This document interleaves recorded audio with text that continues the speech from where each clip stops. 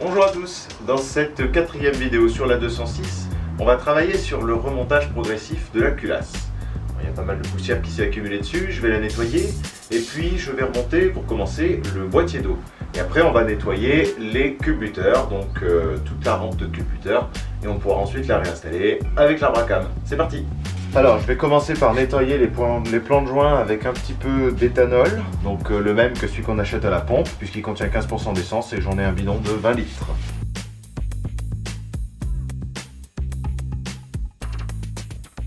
Ah oui, et c'est là que je me rappelle qu'il faut monter l'arbre à cam d'abord. Donc on va commencer par l'arbre à cam, et pour ça il faudra huiler tout l'arbre à cam ainsi que les paliers dans lesquels il tourne.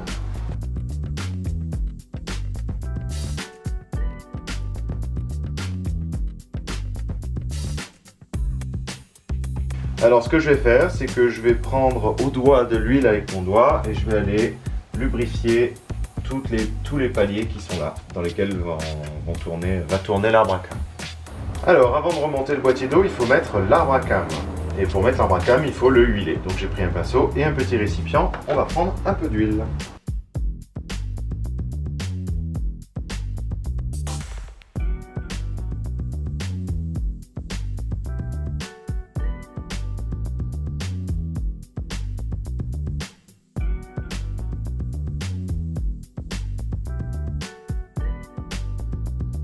Il manquera le joint spi quand on remontera parce que je ne l'ai pas encore reçu, mais il faut de toute façon accrocher l'arbre à cam avec une petite pièce derrière, donc de toute façon on va le remonter.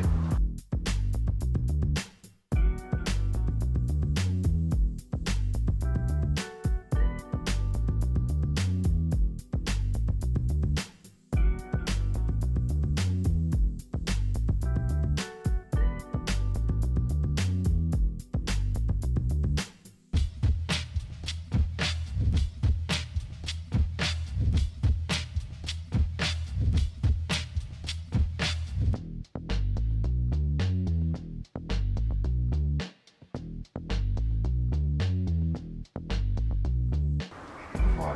Là, il est sur ses paliers. Parfait. Donc, il n'y a plus qu'à le fixer maintenant. Et la fixation, elle est par là. Voilà la fixation. Et là, c'est la première vis qu'on va remonter sur ce moteur. Donc, je vais la nettoyer avec un outil de remelle et un petit embout de polissage.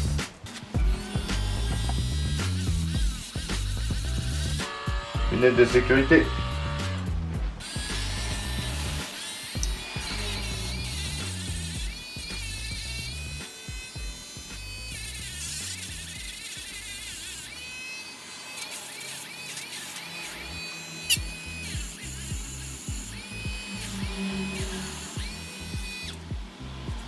Et donc ça vient avec ça. Je vais retourner la culasse pour vous montrer. Voilà, donc ça vient se placer ici, la vis est en dessous, et vient se caler comme cela. Normalement. Voilà, c'est ça. Donc je vais la mettre là, la vis. On va la mettre à la main déjà.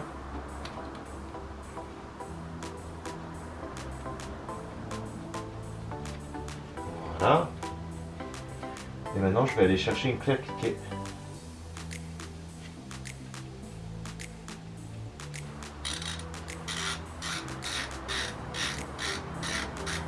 Et là, il s'agit de serrer fort, mais pas trop.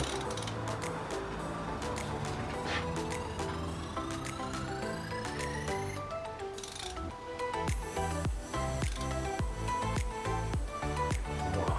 Là, ça bouge plus. Tout m'a l'air d'être pas mal aligné.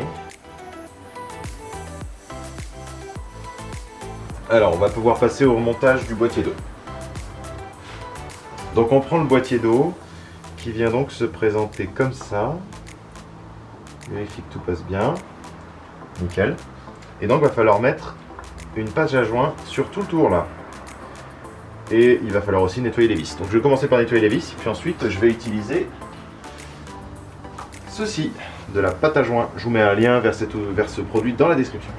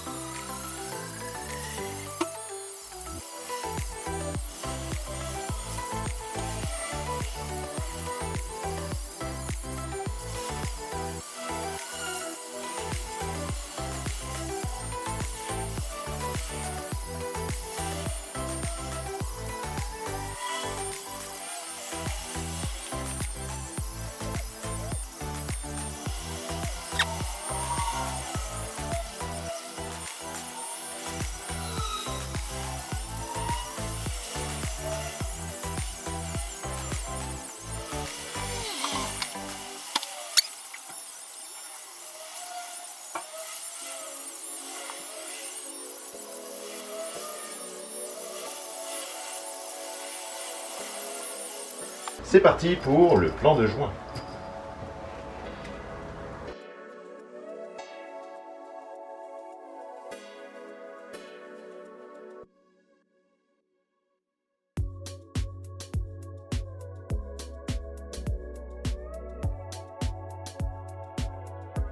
Alors maintenant ça sèche relativement vite, hein.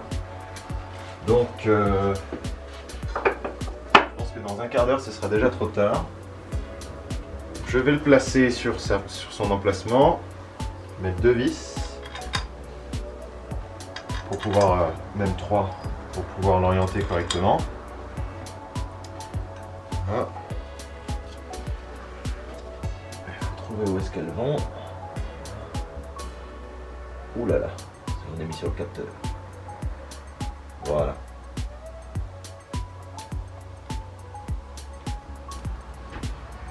Là, il faut que je nettoie mon capteur de. Oh. Ouais. Ben.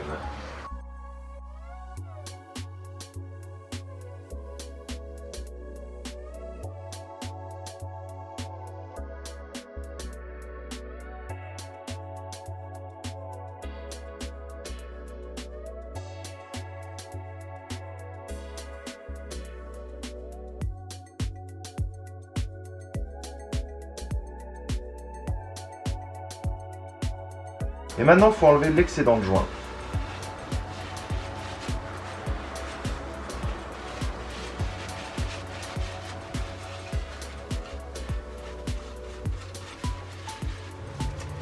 Et maintenant, je vous propose de remonter la rampe d'injection.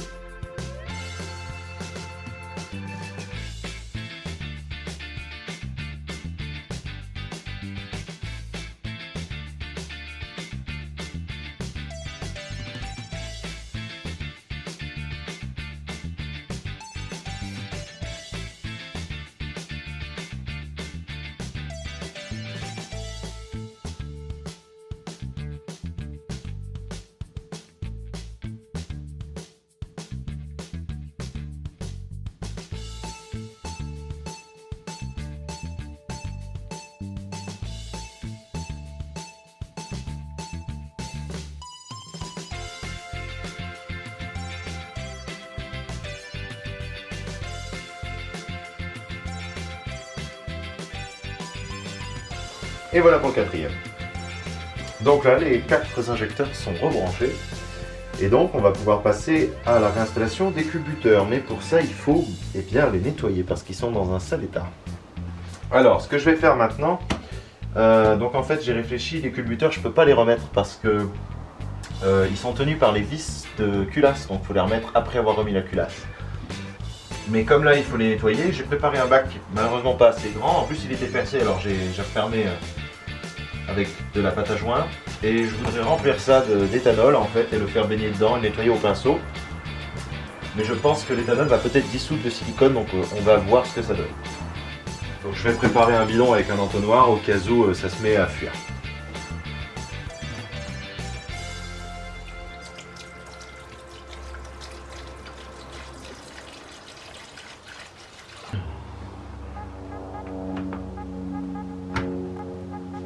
Ça n'a pas l'air trop mal.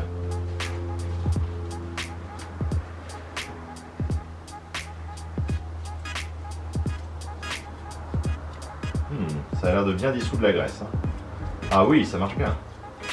Il faut que je tienne mon bac comme ça parce que le poids des culbuteurs risquerait de le faire basculer. Bon bah allez, hein, pour vous, petit time-lapse.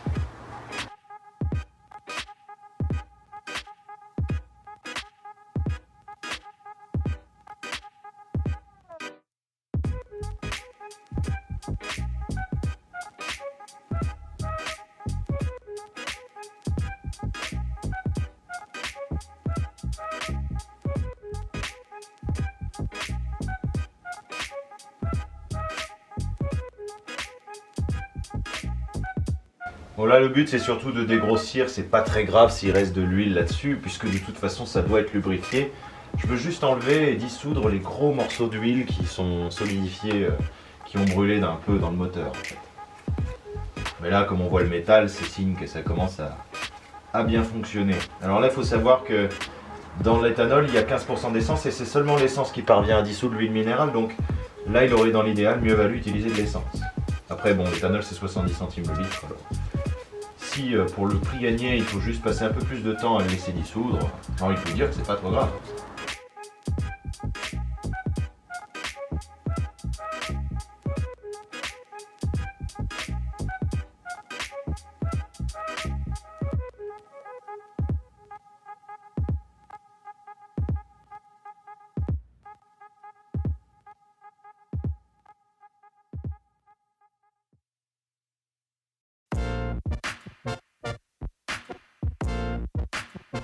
Et l'avantage c'est que sur des culbuteurs comme ça, il y a plein de petites conduites d'huile, des petits trous comme celui-là, dans lesquels l'huile est censée passer sous pression. Et là en utilisant l'éthanol, eh bien l'avantage c'est que ça va dissoudre la graisse et ça va aller jusque dans toutes les conduites et ça va les libérer des débris. Et si jamais il en reste, le moteur en chauffant va faire circuler de l'huile plus fluide, surtout quand on aura fait la mine. Donc ça va un peu se nettoyer tout seul.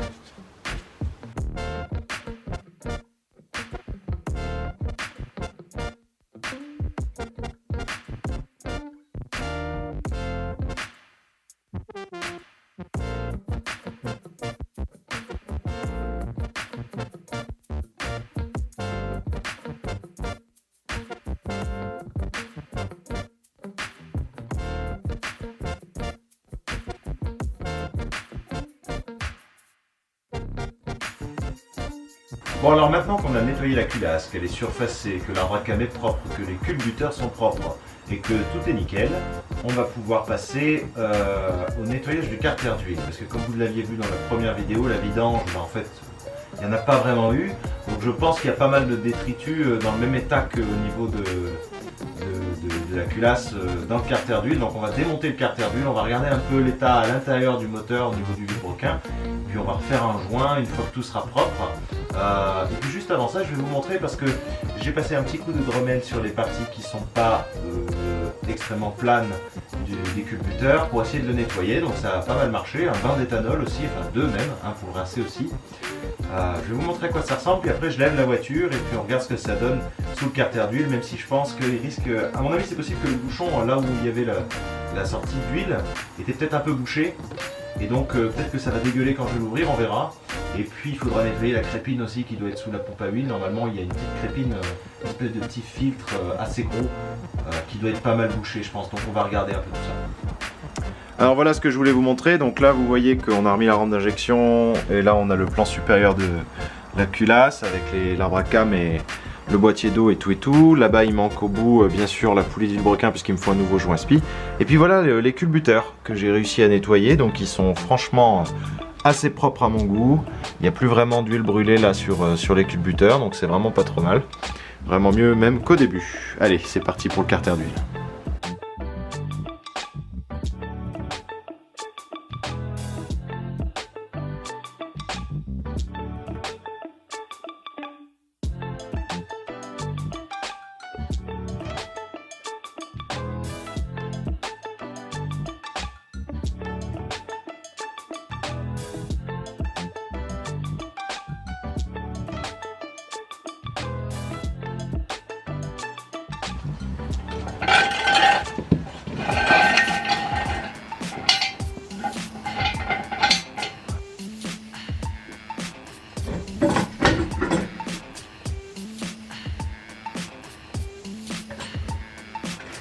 Alors, il y a de l'huile partout bien sûr.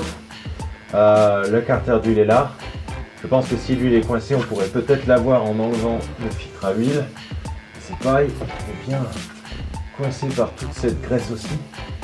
Et puis là, on a une conduite là qu'il faudra peut-être virer. Donc il y a un peu de boulot pour enlever le carter, mais on devrait y arriver sans trop de problème. Je vois qu'il y a la ligne d'échappement aussi qui est un peu entre les deux. Donc là il y a des vis qui sont accessibles comme ça. Donc il y a forcément de l'huile qui va couler un peu. Mais je pense qu'il y a moyen de moyenner probablement. Et puis il faut que je puisse enlever ces câbles là. Donc là, avant que je me mette vraiment en dessous de la voiture, on va mettre une paire de lunettes de sécurité. Hein. Là, c'est un capteur là, qui est pris dans la graisse. Hop là. C'est bon. J'ai dégagé les fibres. Bon bah vous voyez là, j'ai fini d'user le nettoyant frein la dernière fois et je crois que la graisse est suffisamment pâteuse pour que je puisse l'avoir en nettoyant frein. C'est pas des débris vraiment cramés. Donc on pourra nettoyer tout ça sans trop de problème. Juste sur le carter d'huile, là ça a l'air d'être cramé, mais c'est normal vu que ça chauffe pas mal là-dessus. Et puis de toute façon on va le démonter, donc on va pouvoir y jeter un yeux. Et je vais commencer par mettre mon bac d'huile et puis je vais enlever le filtre à huile, on va voir ce que ça donne.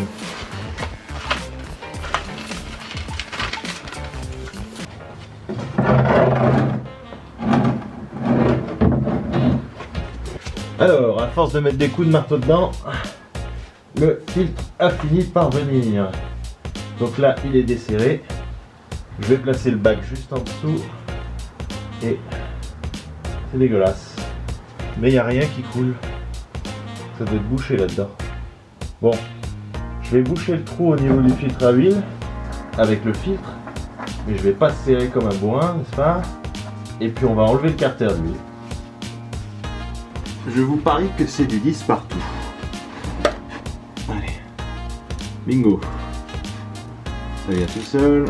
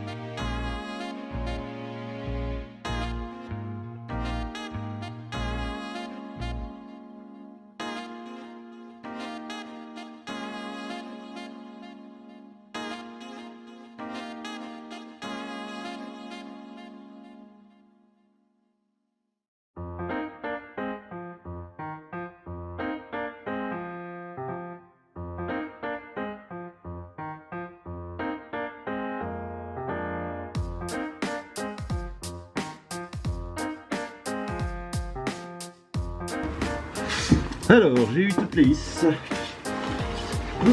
de ce carter d'huile. Là, on va contrôler qu'on a bien tout pris. Alors là, c'est bon. C'est pas mal du tout. Il y a peut-être ça, c'est un double écrou en fait. D'accord.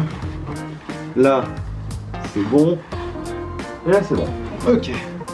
Ok, juste lui là, lui de vis.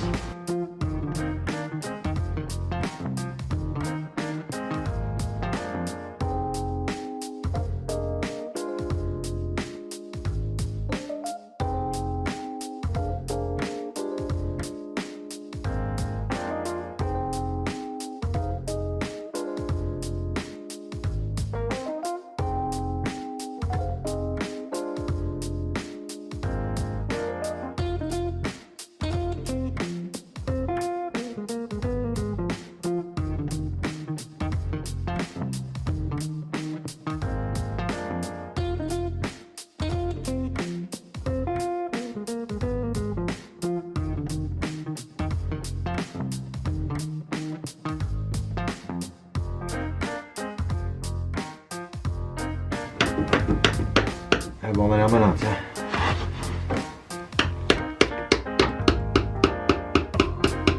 Ok, il va venir.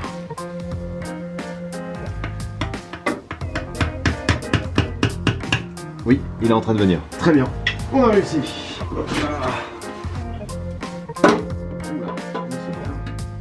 Alors, le voilà. Il est venu. On va le retirer. Encore un peu de jointage. Côté gauche, là. Hop. C'est une pièce en plastique qui le retient.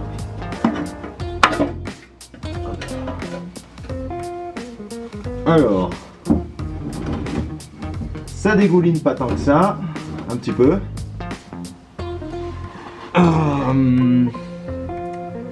Ça coule dans le carter, donc pour le moment on va le laisser tel quel. Je vais changer mes gants et puis je vous rapproche un peu pour voir de plus près.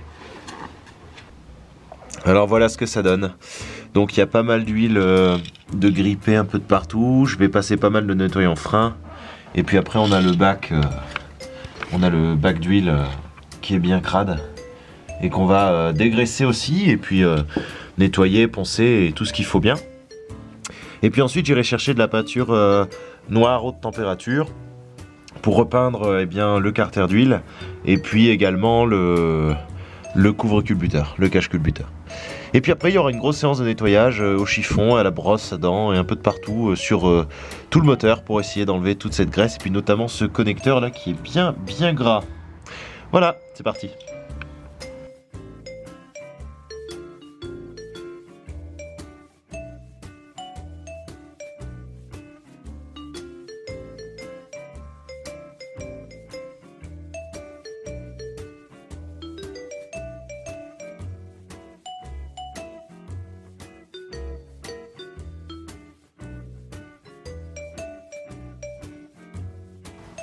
Bon, ça dégraisse pas mal en fait, hein. Je vois que par endroits le métal revient. Donc il y a juste une légère couche d'huile un peu de partout en fait. Mais ça devrait pouvoir se rattraper pas trop mal je pense. Le but du jeu là ça va être quand on aura redémarré le moteur de faire d'abord un plein d'huile avec une huile bas de gamme. Et puis ensuite on repassera un coup avec de l'huile neuve. On fera une vidange au bout de 500 km. Donc là c'est la pompe à huile avec sa crépine. Qui a pas l'air d'être spécialement endommagée. Là-bas on a la chaîne qui est presque sèche. C'est pas mal, hein. Franchement, il y a pire.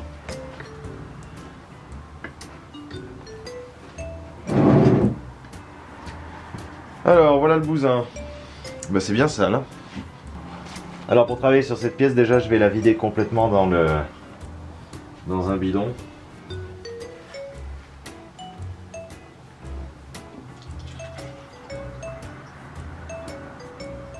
Ouais, c'est pas étonnant qu'il n'y avait pas de vidange possible, hein. Vous avez vu cette mélasse? J'ai l'impression de verser de la compote ou la pâte d'un moelleux au chocolat.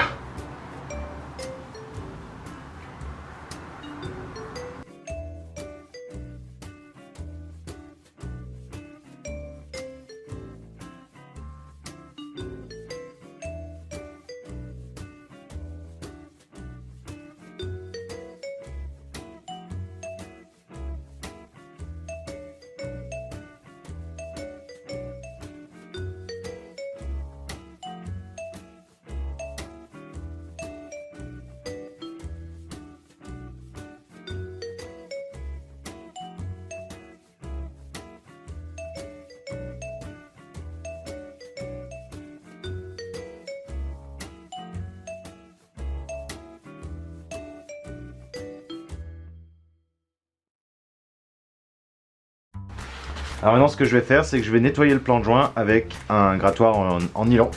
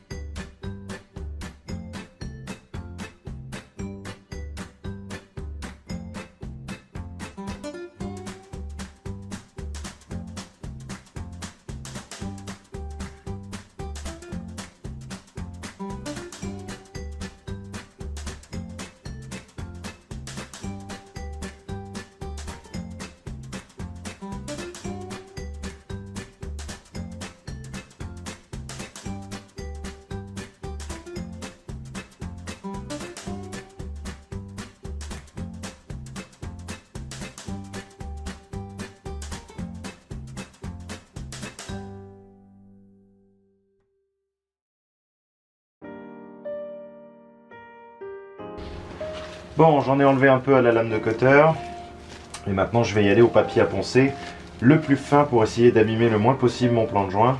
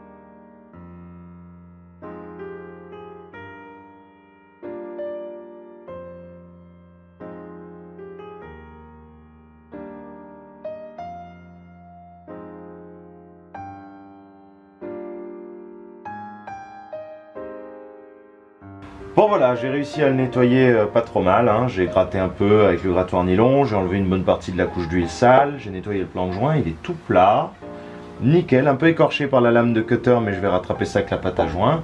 Et globalement, quand je passe le doigt dessus, c'est sec. Donc là, on pourra remonter ça. Par contre, maintenant, j'aimerais m'occuper, c'est de l'autre côté. Donc je vais retourner mon tissu. Et puis je vais m'occuper de l'autre côté, le dégraisser au nettoyant frein, passer un coup de nylon partout pour tout rattraper, redégraisser, puis après un coup de Dremel pour essayer de le poncer, puisqu'après on ira chercher de la peinture haute température.